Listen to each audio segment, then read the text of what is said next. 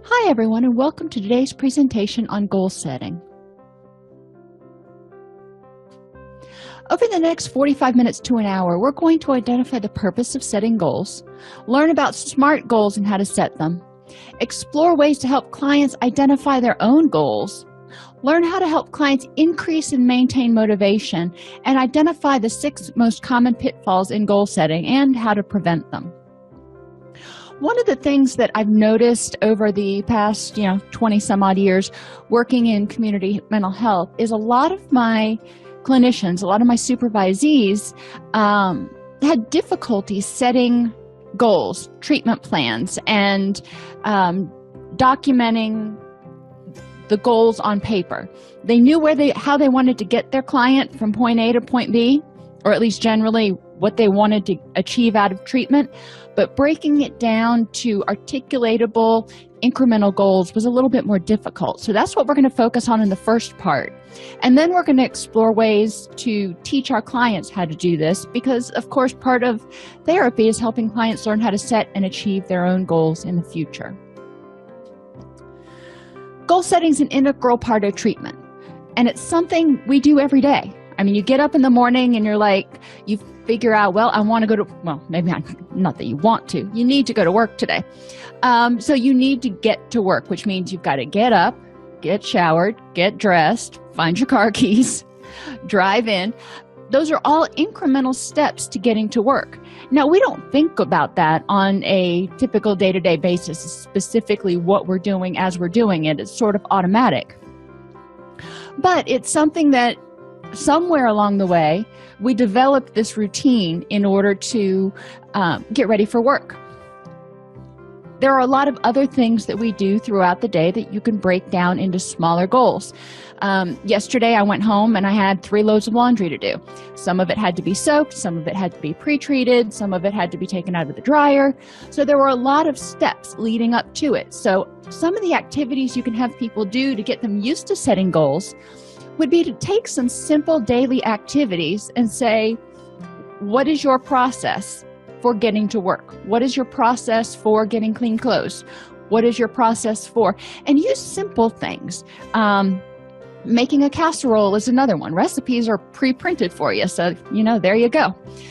But we want to help people not feel like it's this overwhelming, oh my gosh, complex thing. It's not. It's small goals that will go from knowledge to skills to abilities. Knowledge being you have to have the general knowledge, skills applying it in a controlled setting, learning how to do it like you learn when you're in shop class, you learn how to use power tools, and then abilities, taking it out into the real world, practicing it and kind of honing those skills. Ineffective goals have a negative impact on self-esteem. So if clients are regularly setting ineffective goals, then they may feel like they can't achieve anything. And that's that all or nothing thinking that we're talking about. Sometimes all of us are going to set goals that we don't achieve. And that's a learning experience. We can look back on it and go, okay, what did I miss? How did I not do this so well? But if you're regularly not meeting your goals, then at a certain point, people either may decide, what's the point in setting them if I'm never going to achieve them? Or they may just kind of sit back and go, what's the point in trying? Ineffective goals can make people mistakenly think they're helpless to change anything. So our SMART goals: specific, measurable, achievable, realistic, and time limited. I want you to think about the last goal that you set that was successful, as well as the last goal that you set that was unsuccessful, and the difference between the two of them. A lot of times we set goals that are not specific enough. We set goals like, I want to start my own business. Okay, well, that's lovely. It's a great goal. But that's kind of big, and we don't know what kind of business you want to start. And there are a lot of other factors that we need to hammer out. Another goal people set is, I want to be happy, or I want to lose weight, or I want to get in shape. And my question to them is, okay, how will we know when you have achieved that goal? We need to be more specific about what is it going to look like. which takes us to measurable. Can we measure when you've met that goal? And we're going to talk about different ways to measure goals as we go through this presentation. Is it achievable? If you want to lose 60 pounds in 30 days, that's probably not achievable. If you want to get in shape for a marathon in 6 weeks, for most people, that's not achievable. So we want to look and see, is this something that you can do? Is it realistic that you could achieve it in that time frame and get it done? Is it something that you're going to be able to do? At this point in my life, I'm not 18 anymore, deciding that I want to be an astronaut, probably not achievable or realistic. So when we're looking at our goals, and obviously most of our clients aren't going to want to be astronauts, but we want to be clear with them that they need to set goals that are achievable for them, not for their Aunt Sally, not for their children, not for whomever else, but for them. What's realistic and achievable? And it has to be time limited. Most of our goals we can break down into smaller sub-goals that can be achieved in a day or in a week. But we don't want to have these super long goals that we won't achieve for 10 years without having some sort of mark point or end point in between. Think about when you went to college or when you went to school. A lot of us went to school for a whole lot of years because we wanted to be in this profession. But first we had to graduate high school. There was an end point there, time limited. Then we had to go into undergraduate.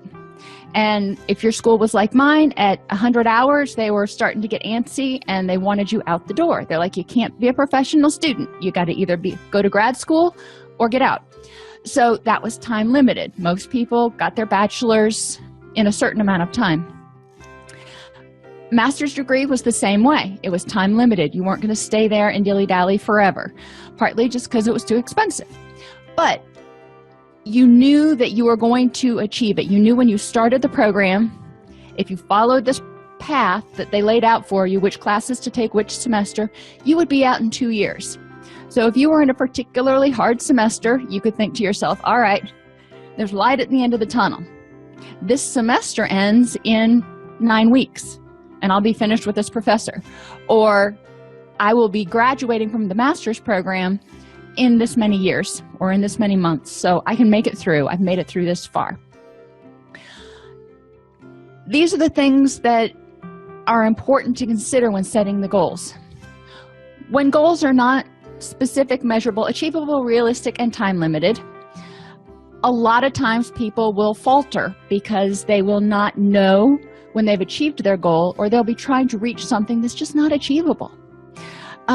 And then we want to look at motivation, and we're going to talk about that today too, because no matter how wonderful and amazing your treatment plans or your goals are, if you or your client are not motivated, to achieve them, whoever's setting the goal, if the goal setter is not motivated, you're not going to get very far, because motivation by its very definition is kind of wanting to get up and do something.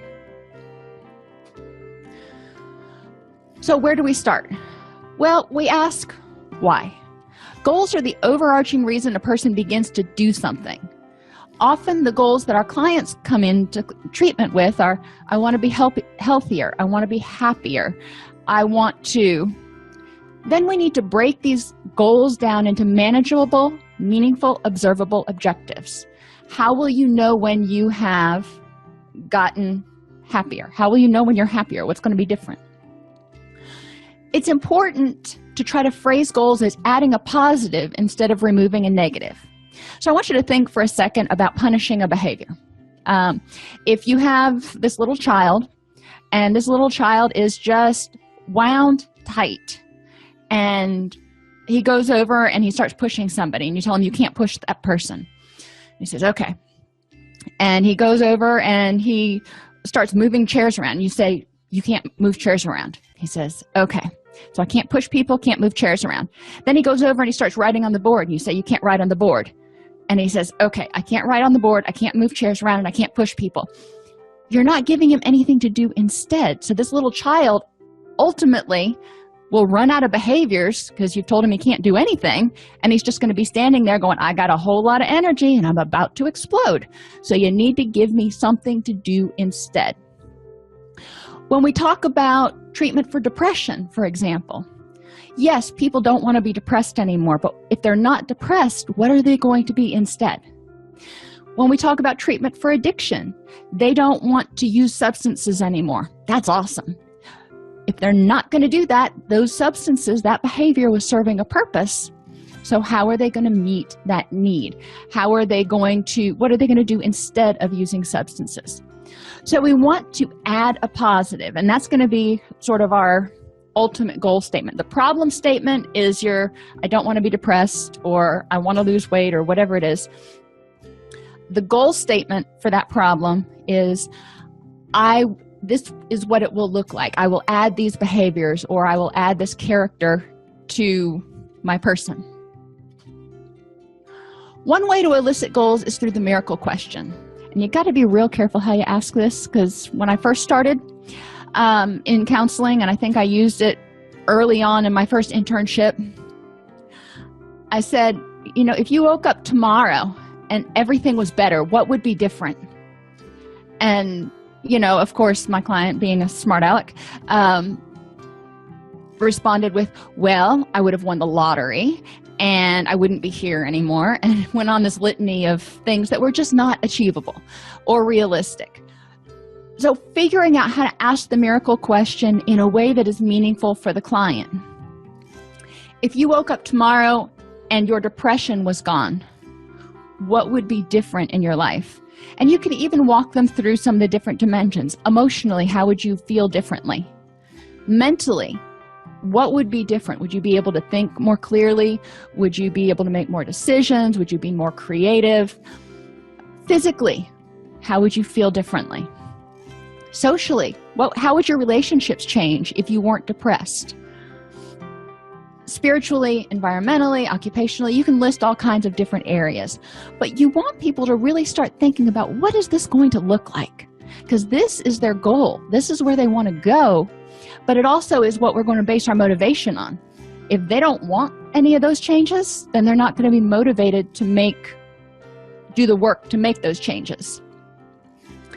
When we ask them this miracle question, if you woke up tomorrow and your problem was resolved, what would be different? People may say things like, I would be able to sleep through the night. So back in our clinical minds, we're going, okay, so that tells me right now this person is not sleeping through the night. That's a problem we may need to address.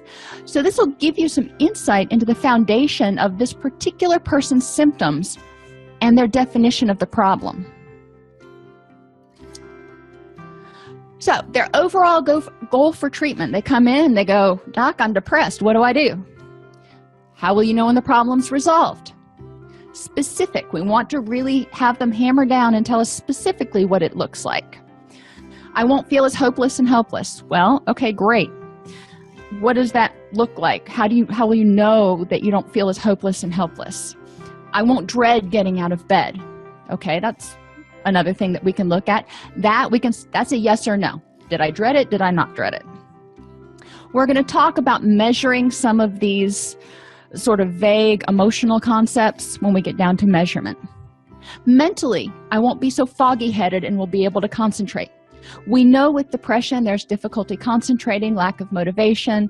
We've talked in other courses about changes in neurotransmitters that cause this. So it makes sense to me that this person is hoping that this will go away when they start to feel more energetic and they start to feel less depressed.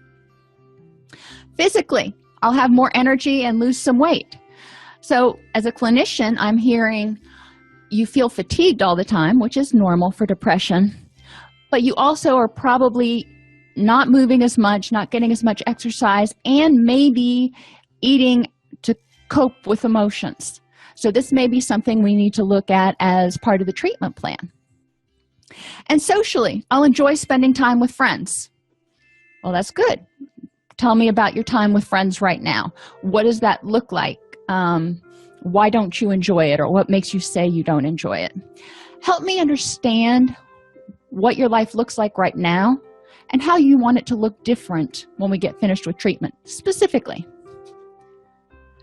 So the sub-goals, we talked about depression. They need to learn about depression in general. What is depression? What causes depression? Then they need to learn about their specific symptoms, causes, and triggers of the problem. And this is true for just about any issue. If you are buying a house, you learn about the process of house buying in general. And then you learn about what you need to do to buy a house, specifically based on your locale, your credit, your income, and all that other stuff. So you learn the general, and then you learn the specific. And then we want to talk about ways to identify and address specific symptoms, causes, and triggers for the person. So they've said, okay, I'm depressed. I'm not having problems with excessive feelings of guilt. That's not one of my symptoms. I say, okay, well, then obviously we're not going to focus on that. But what are your symptoms, causes, and triggers? Let's talk about that. What are your symptoms? What do you think causes these symptoms? And by learning about depression, they'll be able to say, well, my nutrition's not so great. I haven't been sleeping well. I've got a lot of stress in my life. They can start identifying things that might be causing it. And then we can explore that in treatment. And we also want to talk about triggers. There are causes, but then there are things that trigger an exacerbation of the depressive episode. So I want to talk about that. What triggers your depression? For me, when I watch those, I'll be at the gym and I'll be on the treadmill or something, and one of those ASPCA commercials will come on, and I can't even watch the TV. I'm like, oh no, I couldn't even make it through the introduction to the book of Marley and Me, let alone watch the movie. So I'm a big sap, and I know that certain things will trigger me to feel depressed. Have people identify what that is for them, because not everybody looks at those ASPCA commercials and, their heart hurts. Then we want to identify ways to address those triggers. And some of the triggers will be addressable, and some of them they're going to have to learn how to cope with. Maybe one of their triggers for their depression is the fact that they are in a financial hardship position right now. Well, we can't make that go away. It's not like the commercial where you can just avert your eyes. They've got to figure out how to deal with it. So then we need to talk in treatment about, okay, how can we make a plan to deal with this and help you cope with it so it doesn't make your depression worse and it doesn't keep you stuck. On the last slide, we asked emotionally how would you feel differently? I won't dread getting out of bed each day. That's a negative. We're taking away the dread. Reframed as a positive, I'll be happy to wake up and face the day. Well, that's great. But we got to figure out first what's causing the dread. Why do you dread going to work? Do you hate your coworkers? Do you hate the drive in? Do you find your job tedious? What is it that causes you dread? And then let's figure out how to deal with it. You never knew treatment planning could be quite so intricate. Anyhow, I will have more energy. So we have the person learn about causes of fatigue and low energy. And they probably learned a lot about that when they were learning about depression. But they learn about causes of fatigue and low energy and identify potential causes for their fatigue and low energy. Because what wears you out may not wear me out. What wears me out certainly doesn't wear my kids out. I wish I had their energy. But we need to help the client identify what it is specific to them. We can't just put them into a group and go, okay, everybody needs to have this information and this cookie cutter plan will fit everyone. It's not the way it works. So I told you we would talk later about how to measure some of these things that were a little bit more abstract. Frequency is a number of events over time. So the number of crying episodes per day or per week. The number of eating episodes not due to hunger per day or per week. Number of glasses of water consumed per day, or the number of times the person wakes up during the night. So you kind of get the idea of what we're talking about. It's a number, and it's over a period of time that stays constant. We can also look at duration. How long did you sleep? So we can look at frequency. How many times did you wake up? And how long were you in bed? And then we can start talking about how long you actually slept. Exercise. Somebody may exercise 3 times a week, but exercising 3 times a week for 30 minutes each time is different than exercising 3 times a week for 90 minutes each time. So if somebody's trying to increase their fitness level, they may increase the duration of their exercise or the frequency. Same thing with the crying episodes. The frequency, they may cry 3 times a week, or they may cry every single day. But if they go from crying for an hour each time to crying for 2 or 3 minutes, that's a significant improvement. And we see this some with people who are dealing with grief issues. As the grief starts to subside a little bit, and that's overly simplified, but the episodes of sadness will start to dissipate some. And we want to focus on that. Clients will come in and go, yeah, I'm still crying every day. All right, let's talk about how much. And what is the intensity? And go down here. Likert scales can be useful, but there are a couple crucial things to remember. If you give people a 5-point Likert scale, on a scale of 1 to 5, rate it, most of the time people are going to pick 1, 3, or 5. And 3 is going to be your most common answer, right in the middle. The most effective Likert scales are 4-point Likert scales, so there is no middle number. And they're anchored. Not only do you have a number, but you have a word or a face or a description of some sort, so the person can go, yeah, that's where I'm at. A little bit, very little, a little bit more than a little, and a lot don't mean anything to me. But that's me. I tend to be a little bit more picky. Try to give people some meaningful anchors for their Likert scale so they can identify really how they're feeling for you. But the intensity of the crying episode, was it mild, moderate, intense, or overwhelming or excruciating? 4 would be, I cried so hard I threw up. 1 would be, I had tears kind of coming out of my eyes. You want to work out with the client what that means or what that looks like for them for each point on the Likert scale. Sleep, you can't really measure intensity of sleep. So that's one you're not probably going to look at, but depression and anger and all of those dysphoric moods and even the euphoric moods. How did you feel? How was your depression? Was it mild, moderate, intense, or just excruciating? You didn't feel like you could go on. Same thing with anger. When I was in residential and we had clients that were on suicide watch, every hour they would have to come in, report to a clinician, and tell them on a scale of 1 to 4 where they were in terms of their suicidality. Was it not at all there, all the way to, I'm really contemplating killing myself? And that gave us an idea of what we needed to do to most effectively intervene with the client, and we knew that it could change. It also taught the client how to monitor themselves and stay mindful of their own emotional state on a pretty regular basis. So Likert scales are great. Anchor them, make them 4-point. Other things to measure intensity would be, maybe the number of calories per binge if you're working with somebody who's binge eating. Intensity is almost always measured by Likert scales, unless you're doing some sort of fitness or nutrition type work. So the measurable part, the main issue is depression. I can't go on. Level number 2, I'm okay. Number 3 is pretty good. I'm optimistic that things are going to get better. And number 4 is, I'm awesome. Today is a great day. A lot of times when you're talking about emotions, those faces that you see, little emoticons, work really well.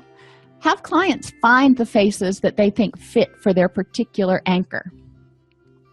I won't dread getting out of bed each day. So we want to look at the cause of the dread. The cause of the dread is my job. Okay, so you hate your job. On a scale of 1 to 4, same anchors, how much are you dreading your job? How much do you hate your job today? And then let's talk about why. What's going on that's making it better or worse? I will have more energy. The person identifies that one of the causes of their low energy is poor sleep. So they may record the number of hours they sleep, the number of awakenings they have, and the quality of their sleep. You know how you wake up some mornings and you feel refreshed, and other mornings you wake up and you're like, did anybody get the name of that truck that hit me? Yeah. So let them kind of create their own narrative for how they're going to record it. But you want to be able to compare days, not apples and oranges. So you need to have apples and apples over a week, 2 weeks, a month, so people can see improvement or patterns. And then you can look at those patterns and say what makes it better and what makes it worse. So one thing you can do in group, or even if you have a staff meeting and your staff is struggling with writing treatment plans, write each of the following on a piece of paper. So you'll have 4 pieces of paper. Lose weight, get in shape, feel better about myself, and be happier. You know, we hear those kind of goals a lot, whether it be somebody setting New Year's resolutions, or it's somebody that is in our office for treatment. But those are pretty vague, non-specific. There's no time limit. You know, I don't know what you're going to call a success here. So we want to identify at least 2 ways for each goal that tells the person he or she has achieved the goal. So if you brainstorm ahead of time, you might have some suggestions for people. How will you know when you have lost the weight that you want to lose, or you have achieved your goal weight? How will you know when you're in shape? How will you know when you feel better about yourself? What does that look like? And how would you measure each of those? Rome wasn't built in a day, neither were people's problems, neither were their strengths. We want to help people understand that they are not going to change overnight, but they are going to see small changes every day. You know, it may be incremental, which is why we keep charts, why we keep logs. They need to be patient with themselves and be realistic about what they're expecting. If they've been using drugs for 20 years, they can't expect to achieve true recovery in 28 days. They can get clean and they can start on the road for recovery. If they have been clinically depressed for, a while, in 2 or 3 days, they are not going to be undepressed or happy or whatever you want to call it. They're going to start feeling better. But what does it look like when they've achieved their goal? They're starting at another way you can look at it. You can tell them they're starting at a 1 right now. They want to get to a 10. So the steps along the way to get to that 10, what do we need to do if we're walking up the stairs? Build on prior strengths. So we want to ask them, in the past, when you have had depressive episodes, what's helped? In the past, when you've tried to lose weight, what's helped? We want to focus on something the client is motivated to change. If a client comes into you and says, my boss said I have to come here and talk to you because I've got anger management issues. And, of course the question is, so do you feel you have anger management issues? No. Well, then anger management is probably not going to be an effective goal. Now that may be implied in what we end up coming up with as a goal, but we need to understand, let's take a look at why your boss thinks you've got anger management issues. What precipitated those events, and how can we intervene? Another thing that I used to do with my involuntary clients is I'd say, you're stuck with me for the next 12 weeks.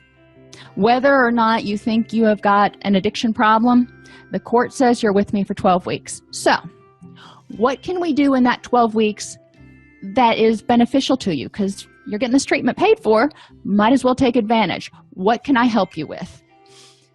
Anything that I would help them with is probably going to reduce their stress and help them not relapse, help them not reoffend. And that was always my goal. But I focused on what was it that they wanted to change. We also need to set these time-limited goals. Most of us can handle weekly goals. Some people, if they're in intensive outpatient treatment or doing something that's really intense, they may need daily goals. That's fine. You know, what can you accomplish today? Let's have a check-in at the end of the day. If somebody's in crisis, and when I worked at the suicide intervention hotline, we would have people call in every hour.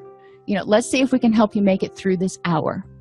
Some people who are recovering from addictions are in the same boat. They start feeling like they're going to relapse, and it's take it minute by minute, hour by hour, not, well, let's see if you can get through tonight, call me in the morning.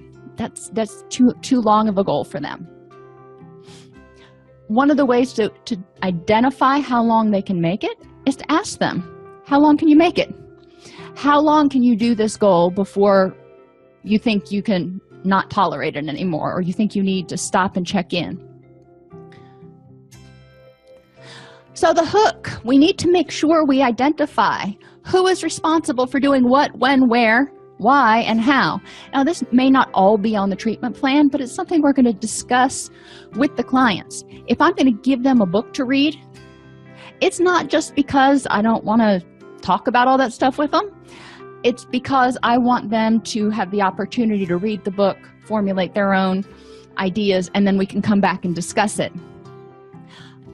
Why is very important. Too often, I see clinicians barking out assignments, barking out activities, you will do this, without any explanation as what's my rationale? Why am I having you do this?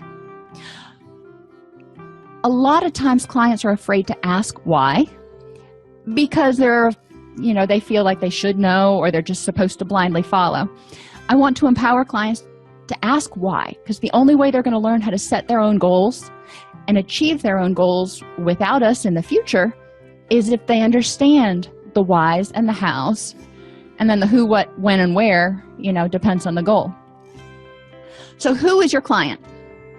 This is the person that's going to do most of the work.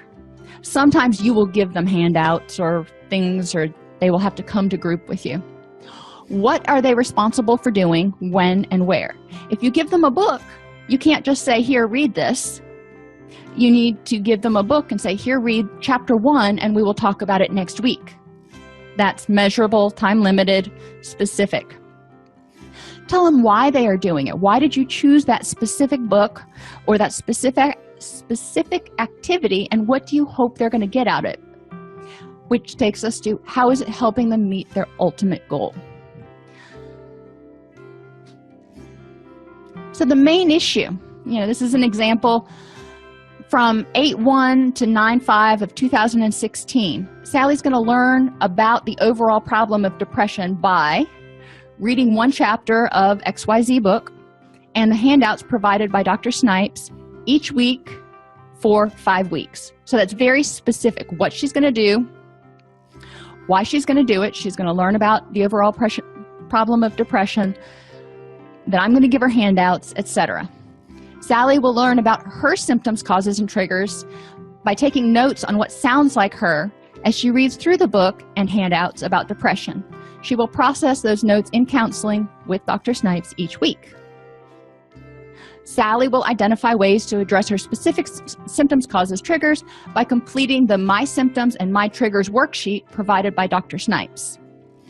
And then each morning and evening, Sally will rate on a scale of 1 to 4 her happiness and explain her response. Why did she rate it a 1, a 2, a 3, or a 4?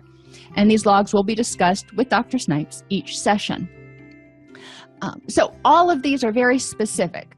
I can say yes or no, the client did or did not do these things. And Sally can say yes or no, she did or did not do those things. But part of goal setting means changing a behavior. They're doing something and they don't want to do it anymore. Or they're feeling some way and they don't want to feel that anymore, which means they have to learn something. Part of the learning process involves improving motivation. Because right now they keep doing the same thing, because it's all they know how to do with the tools they have at the present time. If they had options, they've probably exhausted those. So we want to talk about, why should you do this? Why should you try again? We need to improve motivation and help them learn that there are other options. And effective change means presenting the information in a form in which the person most easily learns. So, for example, I am not an auditory learner. If you gave me 8 hours worth of lectures and said, go listen to these and come back and we'll talk about it, I think I'd pull my hair out. I do not like listening to auditory things. I am a reader. Now, I can read and listen at the same time, but I process things a lot better visually. So present the information visually to people who are visual learners. And obviously, people have multiple learning styles. There's 3 parts to the learning process. Cognition, how people get the knowledge in their mind, seeing, hearing, or doing.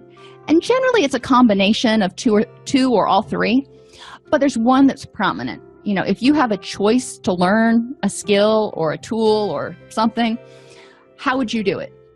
And your knee-jerk reaction is going to be what your primary learning style is. Then conceptualization, how people process the information. Now that you have it in your head, how do you make sense of it and store it? You know, you've got to box it up somewhere, relate it to things you know, make it make sense to you. So you have it in your mind, you have it all boxed up, and you're holding this box in your head and you're going, does this matter to me enough to make room in storage? And this is where a lot of people kind of fall down, because they don't have the why do I care? And when I read, for example, when I read a book, when I read lecture notes, I'll read through parts of it and then I will stop and I'll go, what does this mean to me? Why do I care about this? How could I use this to help somebody in the future?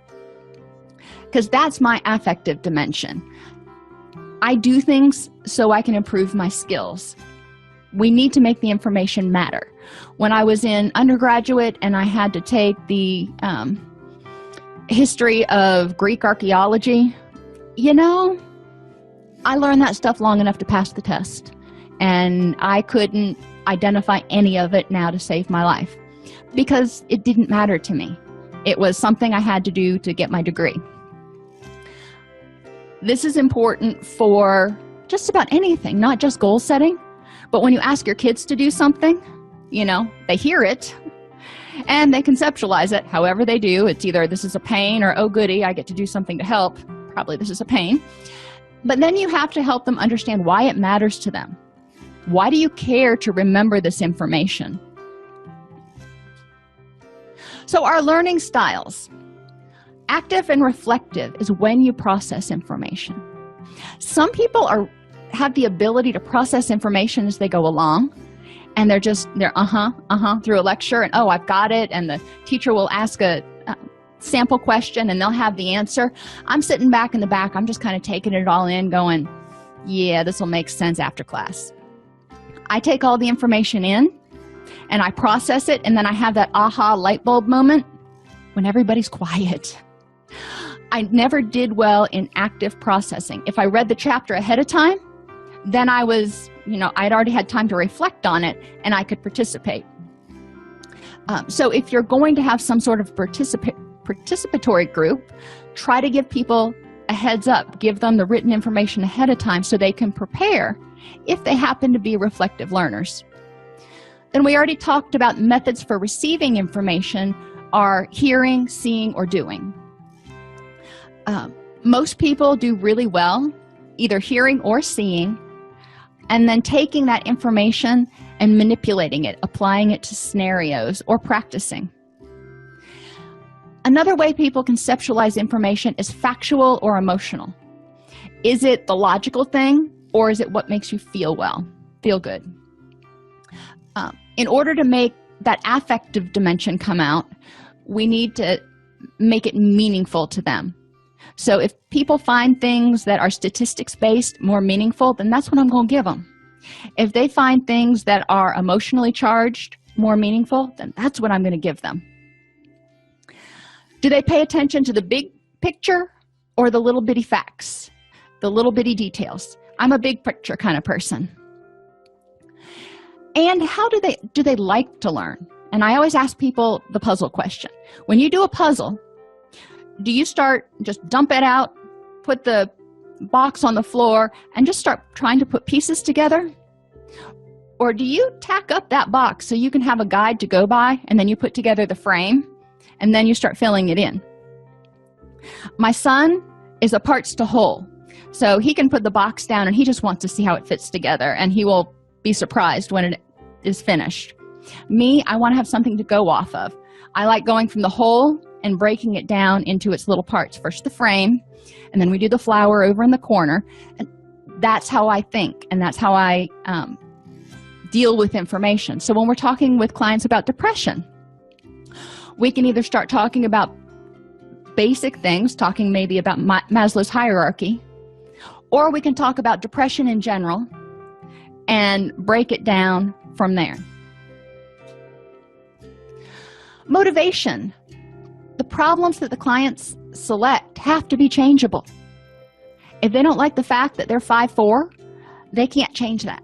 They can't be taller. There are a lot of things they can change. Motivation on these any problem is going to be variable. There are some days you're going to get up and you're going to be like, woohoo, I get to work on my goal. And there are other days you're going to get up and go, oh, really? Again?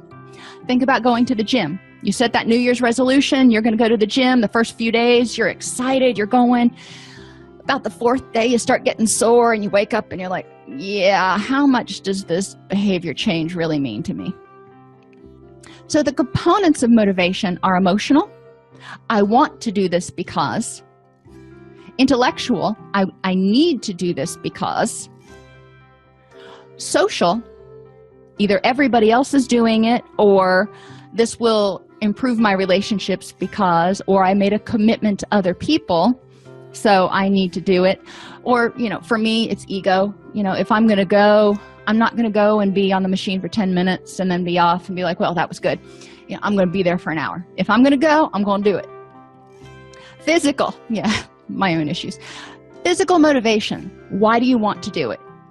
To feel better, to get more energy, to sleep better. And situational motivation. Sometimes there are situations that get you more motivated. And when we talk about exercise, I cannot exercise in my living room. I am just not motivated. I feel stupid standing there. I can go to the gym and I can be there all day long. I am much more motivated there. When we talk about depression, what situational factors are in play that encourage people to do the things that will help them get undepressed, like get out of bed?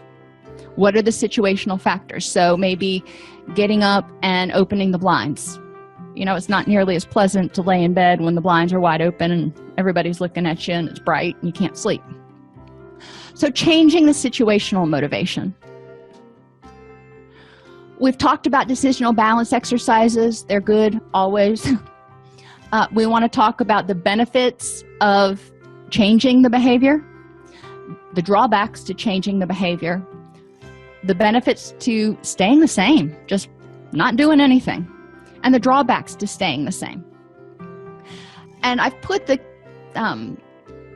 cues in there, if you will, to remind you to look at the emotional, mental, physical, social, financial, and occupational consequences, and others you can add on there, for each change, desire to change, or desire not to change.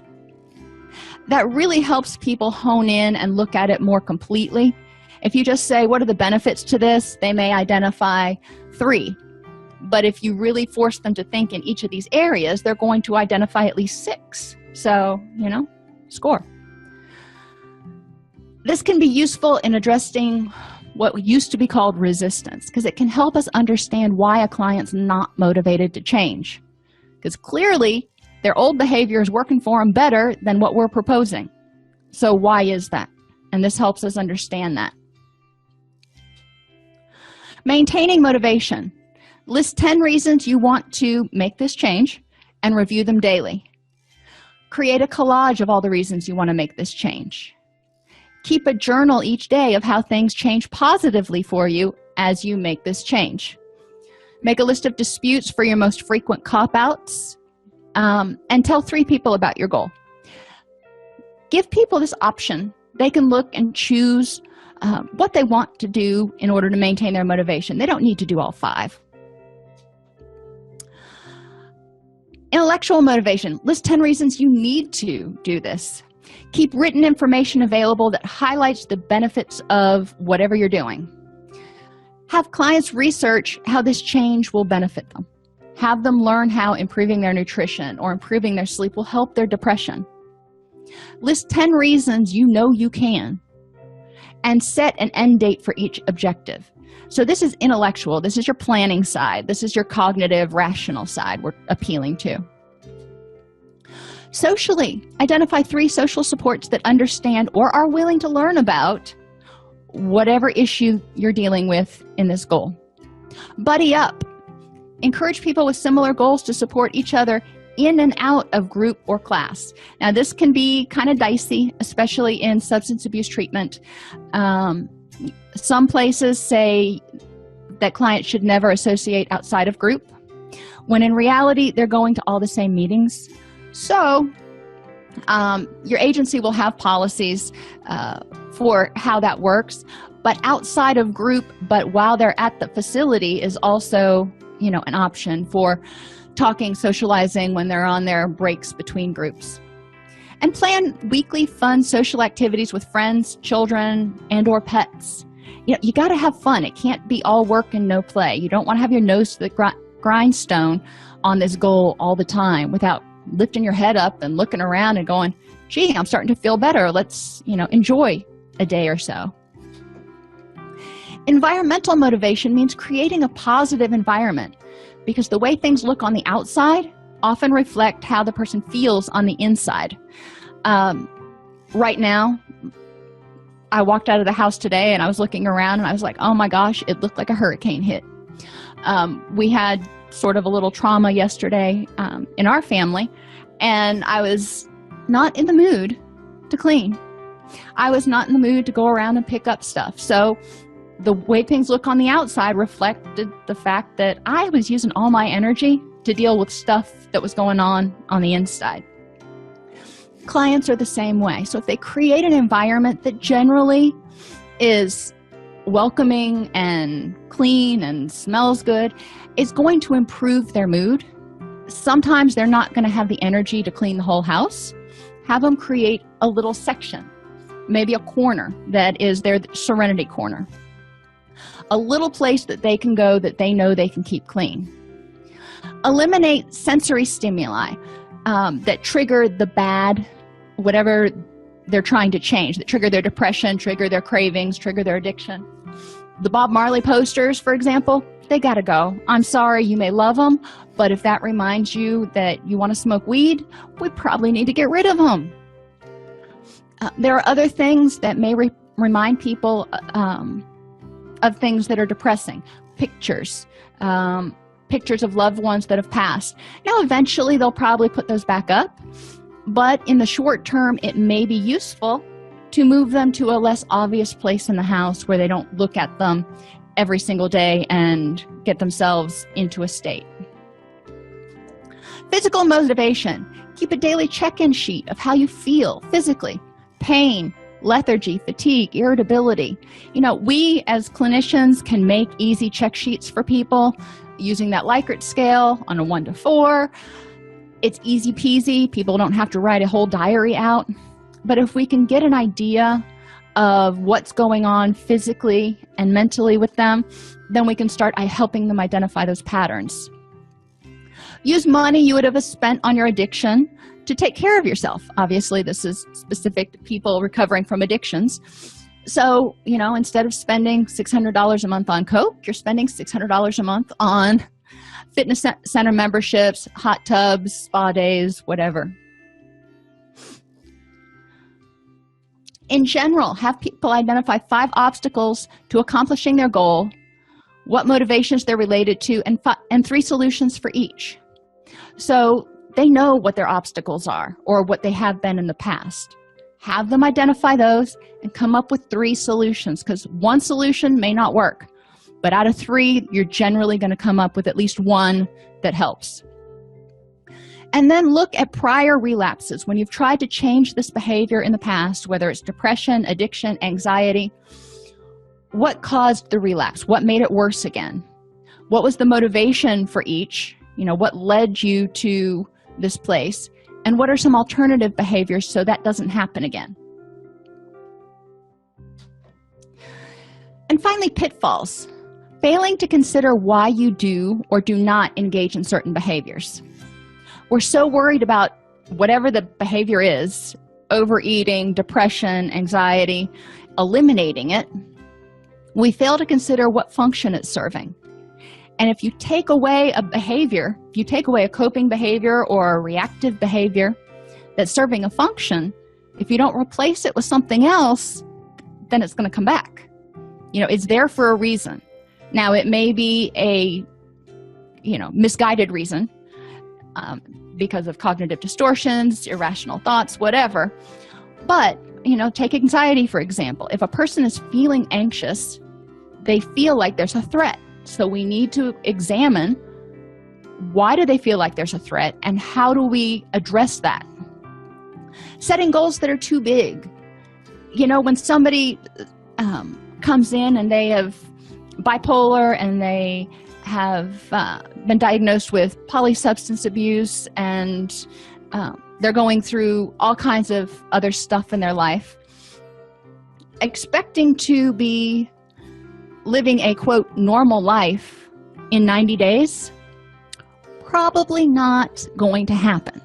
Let's look at what we can accomplish in 90 days. We can help you get clean. We can help you find a place to live, and we can get you stabilized on meds. That we can do. Setting goals that are too hard. If somebody wants to train for a marathon, more power to them. But if they want to train for a marathon in 6 weeks, it's probably not going to happen unless they've already been running. So they need to be realistic. Setting too many goals. If you try to do too many things at once, you're going to end up doing a lot of things halfway. Think about when you're at work and you have 16 different things that you're supposed to be working on and your head's spinning. This is how our clients feel if we set too many goals. So we want to encourage them to focus their goals to 1, 2, maybe 3.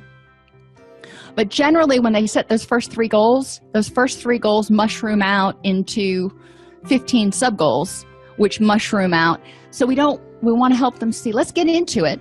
Let's start working on 1 or 2 goals. And then if you're feeling good and you've got extra energy, we can always add another one. Setting goals without sufficient rewards. Just the satisfaction of doing it is great, but some days that is not going to feel like enough. So what is it that is keeping you going? What are the rewards? What is the benefit of achieving this goal for you? Have clients write that down, have clients make a collage, have clients figure out what those rewards are. And interestingly, setting goals that are too specific. If they want to do something, for example, if I want to get my 1-mile run time down to 6 minutes and 59 seconds, that is a very specific goal. And that might not be achievable in a specific time frame that I have said, or might not be achievable at all for me. So understanding that it's important to have a little bit of wiggle room, the ability to adjust goals, and it doesn't mean you failed. It just means that you've got to step back and readjust to focus on priorities. Remember when we talked about acceptance and commitment therapy? Having clients continually ask themselves, is whatever I'm doing right now moving me further toward what is important to me and who is important to me? Or is whatever I'm doing right now or feeling right now moving me away from whatever or whomever is important to me? Prioritizing goals, I generally suggest people use Maslow's hierarchy. Help them get biologically stable, address any medical issues, nutrition, sleep, that kind of stuff, chronic pain, before they start focusing on a lot of the cognitive stuff. But most times I find that clients want to start focusing on some of the cognitive distortions or irrational thinking or however they phrase it, in addition to the physical stuff. So that often ends up as our first two goals: learning about the depression and learning about health and wellness. So good goals use positive language, address the reasons for not changing as well as changing, are meaningful to the patient, are smart, and use the KSA progression: knowledge, skills, and abilities. Knowledge in general, then knowledge specific to the patient. Skills in general, like REBT, the ABCs of REBT, skills in general. How does that apply with my client? How do I help my client apply that? Well-formed goals guide effective treatment, and making goals SMART help clients improve self-esteem and self-efficacy and see incremental improvements. If they can see over the course of a week that they're crying, half as much as they were at the beginning of the week, how awesome is that? Yeah, they're still crying, but it's less, and which means that they're probably going to be able to kick this, and it gives them a sense of control and resilience.